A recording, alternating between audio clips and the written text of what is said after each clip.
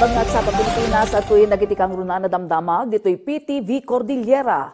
Indeklaran ti lokal na gobyerno ti Baguio nga awanan ti acute gastroenteritis wenno diarrhea outbreak iti syudad. Sigun kini Mayor Benjamin Magalong addan iti endemic level ti nasoosakit kalpasan abi mabadag iti malislista a kaso.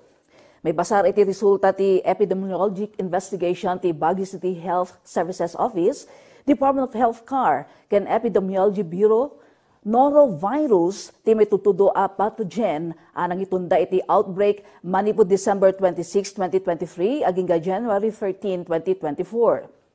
Maata pa nagtao ti pathogen kadagiti unregistered deep wells pagsaksakduan dagiti bulk water distributor agturong met iti babalay ken food establishments.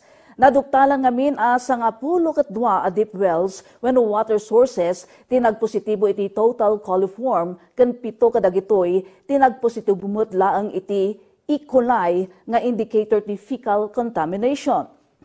Iti bandag ti water wenno Baguio Water District awan tinaduktalan a kontaminasyon iti amin a water sources da isu a natalged a mainom uray direkta iti faucet. Gapod di daytoy imbilin ti City Health Sanitation Division ti temporary closure dagiti apektado a water distributor. Nasken a dalusanda dagiti tangke ti delivery trucks ken ag negatibo pay iti test sakbay damanen amang lukat.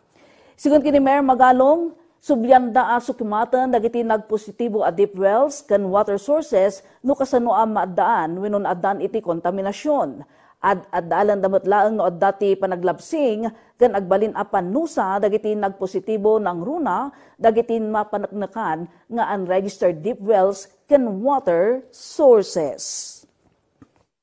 The reason why we're shifting to the investigation to determine yung culpability and liability naman itong mga water delivery services who we believe, who suspected na saan sa kanila galing. You know? So investigation namin. At the same time, we will be coming up with stringent measures, methodologies, parameters, mas stricto ngayon para sigurado tayo na